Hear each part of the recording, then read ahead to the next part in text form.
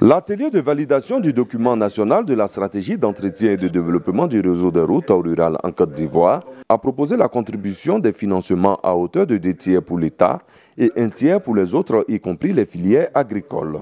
Au chapitre des normes de construction et d'entretien, les participants ont recommandé un inventaire physique et précis pour une meilleure connaissance du réseau rural en Côte d'Ivoire, puis préconiser la prise en compte de matériaux utilisés pour les couches de roulement, l'impact environnemental ainsi que les préoccupations de la filière du vivrier. Et c'est pourquoi le PESAC a un volet important d'entretien de routes, de pistes.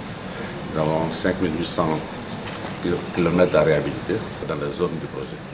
Nous avons des pertes post-récolte jusqu'au niveau de 30%. C'est énorme.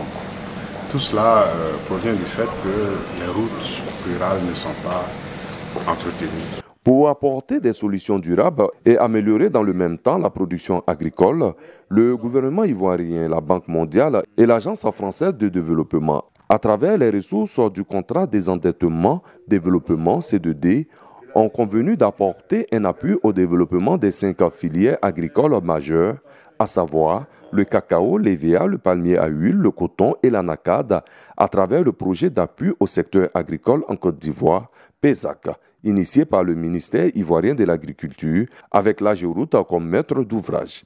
Le réseau routier ivoirien est passé de 25 000 km en 1960 à plus de 82 000 km en 2000, avec 6 500 routes bitumées.